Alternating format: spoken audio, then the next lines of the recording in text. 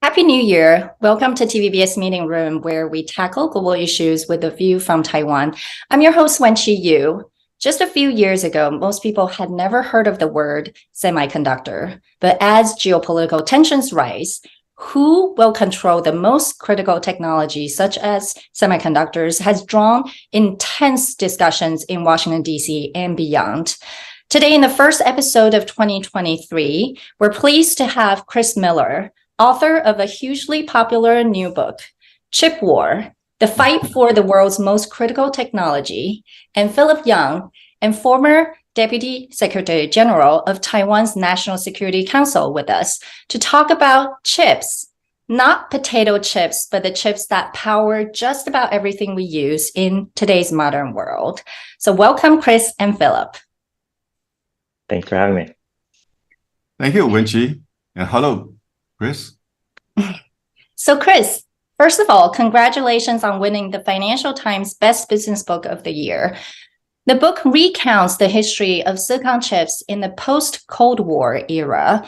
Most people probably have no idea, over the last few decades, how intertwined the developments of Silicon Valley, the US defense industry, and Taiwan semiconductor industry are. Can you give our audience a high-level review of that history and why it matters today? Well, the first chips were only invented just over 60 years ago in the United States. And since then, the entire world has come to rely on these tiny pieces of silicon for the functioning of almost all aspects of our economy and society. Today, the typical person will rely on hundreds or thousands of chips over the course of their daily life, in their smartphone and data centers and their automobile, without ever seeing a single one of them because they're all packaged deep inside devices. But society won't work without them. And the most advanced chips today are produced with a very complex international supply chain stretching from Europe, the United States, Japan, to Taiwan. And today in Taiwan, the Taiwan Semiconductor Manufacturing Company, TSMC, is the world's largest chip maker and also the producer of the world's most advanced processor chips, which gives Taiwan a position of unique importance in the production of the computing power that the rest of the world depends on. Well, so since you mentioned Taiwan, we have to come to Philip. According to Chris' book, the rise of Taiwan semiconductor industry was part of the government's strategy to ensure sustained U.S. attention to Taiwan after the war in Vietnam. So, for example, the famous Minister of Economic Affairs, KT Li Guoding, welcomed Texas Instruments to invest in Taiwan in the 1960s. And later, the government supported the founding of TSMC and a number of other companies through sovereign investment and set up the Hsinchu Science Park, Hsinchu 科学园区, to provide an ecosystem that would attract Taiwanese engineers who study in the US and worked in the Silicon Valley. So can you share that brief history from Taiwan's perspective, in particular, how Taiwanese government, its strategic thinking regarding Taiwan's economic competitiveness and importance in the global economy? Well, Wenqi, you have to go back all the way to February 14, 1974. I think in the breakfast restaurant, where most of the very influential economic and financial bureaucrats officials met under the order of President Jiang Jingguo to find a new path for Taiwan's economic transformation for the next phase of economic development. And they decided that semiconductor, of course, with the cooperation with the RCA, and will be the right way to do. And then, in fact, actually, during the Cold War, actually, many Taiwanese students went to the United States and other places to learn the advanced technology, and also allowing them to come back and to contribute their ability and to the economic development in Taiwan. And so, among them, Zhang Zhongmo of TSMC.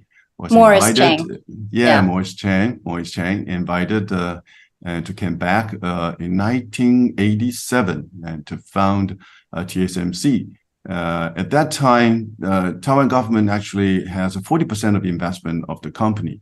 And so in year of 1993, I went to the stock market. as long as from day one that Maurice Chan was the man behind the TSMC until his retirement. So, but all the way the Taiwanese government actually have a strong and vigorous support of the semiconductor industries with a lot of subsidies. Yeah. Yeah. Why did they decide on semiconductor? Was there, 20, 30 years ago or 40 years ago, did people understand the importance of semiconductor, or that was just kind of an opportunity?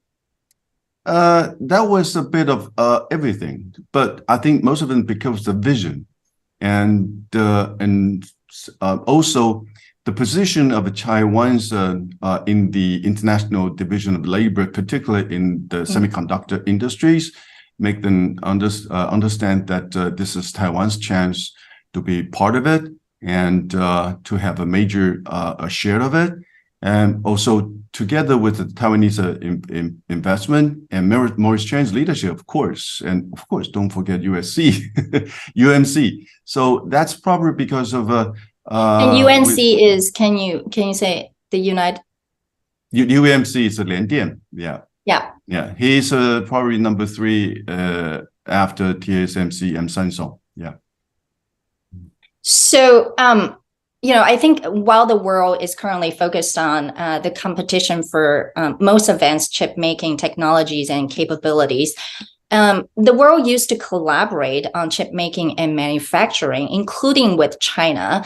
In fact, many Taiwanese semiconductor companies have factories in China. And the semiconductor industry is a huge global supply chain. So, Chris, it would be interesting for you to kind of share with our audience how each country has played a different role, from the United States, Taiwan, South Korea, Japan, Malaysia, to today the Netherlands and beyond. And Philip, I'd like you to share maybe more about how Taiwan and China used to, and to a certain extent still collaborate in manufacturing semiconductors. Well, to start with, the shape of the supply chain today depends a bit on which types of chips we're talking about, because of course, not all chips are the same. There are big differences between processor chips and memory chips. But if you take the most advanced processor chips, what you'll find is that producing them requires software, materials, machine tools, and expertise from a half dozen different countries. The tools that are used to make semiconductors are sourced primarily from the US, Japan, and the Netherlands. The software that designs chips is largely coming from the US. Many of the materials and chemicals that go into advanced chips come from Japan. And then, as we mentioned previously, TSMC has the world's most advanced capabilities at producing chips using all of these other inputs that I discussed. And then finally, chips are packaged and tested and eventually assembled into final devices, which often takes place in Southeast Asia or in China. And so the typical chip will have inputs from at least a half dozen different countries and have hundreds, or in some cases, thousands of process steps in the manufacturing process alone. So it really is a very international process. It's not really a global process, because actually there are many countries that play almost no role whatsoever. It's really just a small number of countries, the Netherlands, the US, Japan, Taiwan, and Korea, that play the dominant role in the chip industry. And that gives them and the companies in those countries a position of unique influence. And Philip, can you talk about how Taiwan and China work on manufacturing semiconductors together? Well, you know that actually a small chip actually support most of the devices and high-tech products. And since China's for the past 2 decades have become the world factory, as a matter of fact, that it is indeed for several years to be the major consumption market for the semiconductor. And so particularly on the mature chips, and basically for the electronic devices and computers and cell phones. So that's the reason why the Taiwan's and China's cooperation become deeper and deeper, and with major investment from TSMC to other foundries like UMC, and together with many Taiwanese semiconductor companies have large investment, like in Kunshan, Shanghai, and many area in China. So, Philip, I'm going to have a follow-up question on this. When you were in the government during President Ma's administration, was there any discussion about, or concern about semiconductor, in some way, whether it's the talents or, moving some parts of the manufacturing to China? Was there any sort of national security concern in that area? Yes, they were concerned about many Taiwanese technicians that went to China looking for, a better job and to develop an investment from Taiwan, and worry about this so-called whoring out effect. But turned out that actually the chip making is a very complicated, not just from design, fabrication, or packaging and testing. It's a very complicated process, particularly in chip making foundries like the TSMC. Actually, that it's not that easy that you can reproduce the same kind of a production line in China. And for probably 1 or 2, 3 decades, proved that Taiwan can remain as the most advanced chip making industry here in Taiwan. So on that, some people in Taiwan actually worry that TSMC's recent announcement of the $40 billion investment in Arizona will hollow out Taiwan's semiconductor industry. Tell us, what is the current debate and any validity to those conversations? So this is another, or so-called new whoring out worries. Indeed, I remember that Secretary of State Blinken mentioned that this concentration of chip making in Taiwan, particularly in the advanced chips made by TSMC, accounted more than 90% of the market, has become already a national security risk for the United States. I think that Secretary Finance of Yellen also, she mentioned that as well. So a lot of people worry about another effect, so-called the de-Taiwanization or 去台湾化. Okay, and that because United States on one hand have tech war, export and product control against China, particularly on the advanced chips and technology equipments. On the other hand, worry about the domestic chip making resilience or the supply chain resilience. And that's the reason why that hoping that from TSMC to Samsung and other factory can invest factories in the United States. And I remember a year ago, Maurice Chan mentioned that it's very not reasonable or rational to invest a huge factories in the States. But a year later, that they switched from 12 billion investment to 40 billion investment in Arizona, from 1 factory to 3. So at that moment, some Taiwanese argue that whether this is a new whoring out effect, whether this is so-called de-Taiwanization or 去台湾化, but in terms of, however, this is indeed a worry here. And but I think that TMC, like I said, it's a very complicated process, and production lines invested in the United States is probably account for a small portion of the overall production line of the TSMC. So let's see. And then TSMC, I mean, the new two president of TSMC promised that there's no such thing of so-called whoring out effect. Chris, what is your view? You actually wrote about Taiwan's dilemma in your book. Well, I think I agree with the view that Philip laid out. Certainly, there is a desire from multiple different governments. There's the U.S., but also Japan is incentivized TSMC to set up a facility there, and there's discussions underway, according to media reports, between TSMC and Germany and Singapore as well about facilities there. But on the other hand, if you look at where most of TSMC's investment is going today, it's happening still in Taiwan. And when you look at the most advanced technology, that will be rolled out first in Taiwan. So I don't think the evidence is really suggestive of any sort of large-scale de-Taiwanization. And if anything, I think Taiwan is going to play an even more important role in the chip industry in 10 years' time than it does today. That's certainly where companies are betting with both their statements, but also their investment dollars. Yeah, I think, for those recent sort of government conversations or discussions about semiconductor, we are seeing more of an industrial policy on both, U.S.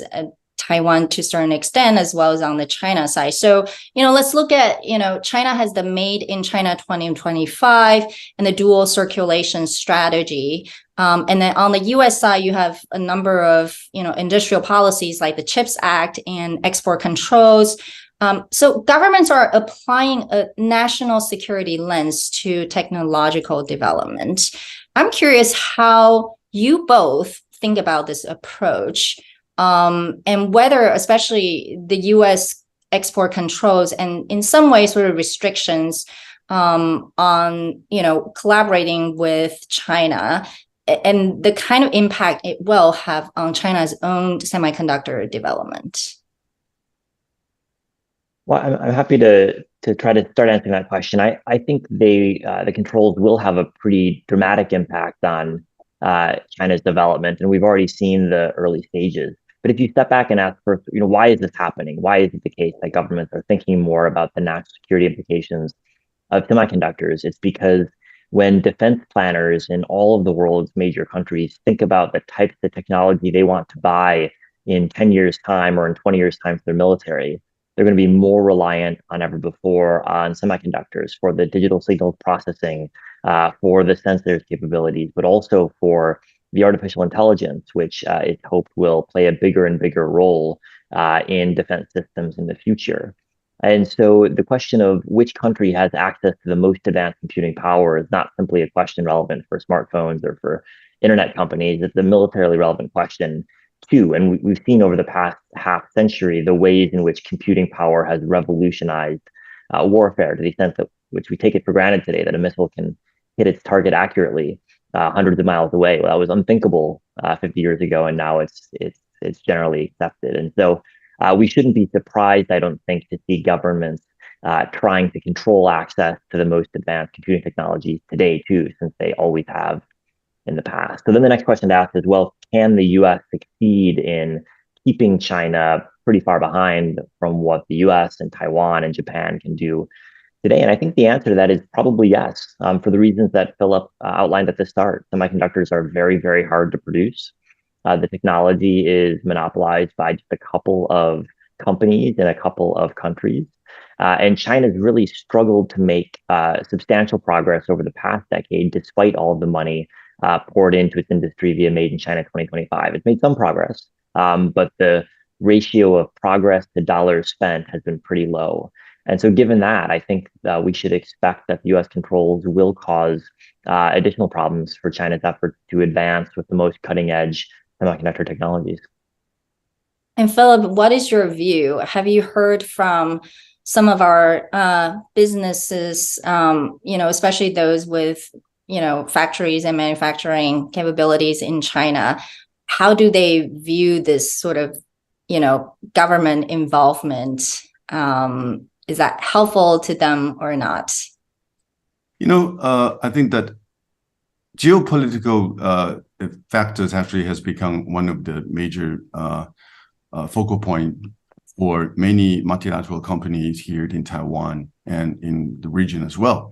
I mean, they have to, concern more about this non-economic and financial reasons or factors behind the supply chains, particularly in those very high-tech products. I think that technology has become one of the critical hard power element of the hard power, not just the military or economy, particularly for those dual-use technology. But the problem is that in the past, during the Cold War, there was a zero-sum competition between Soviet Union and United States. And so technology control, export control probably can be more effective than we are facing this situation right now. And new technology, most of them probably have military implication or application. And so that's the reason why when you deal with the technology control, that you definitely have to deal with the impact on financial or commercial aspects. So it would be very difficult for a private company to deal with this, to cope with this new geopolitical challenges. So that's the reason why that fun time for TMC as an example, that you can see that a year ago and now they have totally different perspective. And Maurice Chan a remark in the open ceremony where President Biden attended, and Maurice Chan said that globalization is almost dead. Mm-hmm. So that's the reason why I think that he probably suffer or have a deepest impact or on this geopolitical factors on TSMC. Yeah. I'm going to ask Philip, and this is, for your personal view, how much do you think, and whether do you think the U.S. government has pressured TSMC to invest in Arizona? I think that's very obvious. It's not just the U.S. government. Also, TSMC sees major clients, like American clients from particularly major fabless foundries, from Intel to Apple. I think that it's very clear that they hope their production line will not be affected by geopolitical risk, particularly across the Taiwan Strait. With what happened in Europe between Russia and Ukraine, and people worried very much that there would be another conflict across the Taiwan Strait, particularly after Nancy Pelosi visit in August and then follow that military exercise across the Taiwan Strait by the POA. So geopolitical risk now become the major factor that make the semiconductor production lines worry so much that with so much concentration in Taiwan probably will hurt U.S. Technology or production line resilience. And that's the reason why that we have to adapt, okay? But on the same meantime, how to maintain our competitive edge, particularly in terms of strategic advantage. So that's the reason why that it's a challenge for us, not just for TSMC, but for Taiwanese government as well. Any thoughts on that particular point? I think that sometimes that it's not decided by us or the TMC, and it's decided by the more broader U.S.-China competition and rivalry. I think that it's unavoidable that the new national security report in October by the Biden administration mentioned that China will be the largest geopolitical challenge for the United States for the upcoming decades. So how to cope with these challenges, I think, and it is said that technology is one of the major elements, and how to be on this technology, the factor be more of would be better for Taiwan. I think that would be a challenge for Taiwanese government and Taiwanese semiconductor industry as well. I think in the year of 2023, as Taiwan is leading up to the presidential election in January 2024, this is going to be a major conversation and platform for both the KMTs and DPPs. Chris, I want to turn to you. Your book is for a wide range of audiences interested in business, defense strategy, and geopolitics. What are your own lessons learned from researching and writing this book? And what do you hope the readers will take away from reading this book? Well, I would say there are three main lessons from the book. The first is that almost everyone who doesn't work in the semiconductor industry has dramatically underestimated the importance of chips in all our lives. And I think the last couple of years with supply chain shortages causing manufacturing delays worldwide have underscored that point. But it's hard for the typical person who never sees a chip to realize just how dependent they are on semiconductors. The second key takeaway for me was the extent to which the chip industry is defined by just a tiny number of companies. We've talked about TSMC in this conversation. We could also talk about ASML, the lithography firm in the Netherlands that produces 100% of the world's most advanced lithography machines. And there are other companies that have similarly strong market shares. And so it's a tiny number of companies that produce the chips that we all rely on. And that unique structure of the industry makes it very different from many other sectors of the economy. The third aspect, I think, as Philip alluded to, is the extent to which we're returning to the origins of the chip industry, in which military concerns played a big role in shaping how the industry developed. The first chips were actually ordered for guidance computers on missiles. That's where the semiconductors emerged from. And we're returning to a period in which military concerns and defense concerns will play a big role in shaping the industry over the coming decade. And I think for a long time, the chip industry, because it sells most of its chips to smartphones and to PCs, kind of forgot about the implications of their technology for military uses. Mm-hmm. But the past couple of years, the Russia-Ukraine war, for example, have brought this issue back to the forefront. And as military planners in Washington and Beijing and around the world think about ways that they can apply artificial intelligence to military systems, a task that is fundamentally dependent on access to the most advanced chips, we're going to see, I think, more evidence that defense concerns are going to play a role in the structuring of semiconductor supply chains far more so than they have in recent decades. Well, last question for Chris. With the new Congress, with the Republicans, being in control in the House of Representatives, do you foresee more, I would say, export controls and even more measures coming out of Washington, D.C. when it comes to trying to kneecap China's technology and semiconductor industry? I think the new Congress is going to be focused on the issue. And there's, given all the evidence of the past couple of years of ways that U.S. technology has flowed into the People's Liberation Army and their development of military technologies, this is an issue that is bipartisan concern in the U.S. But I also think that the export controls that the Biden administration rolled out in October on China's chip industry, they were intended to be pretty comprehensive, and I think not the first of many steps, but rather the big change.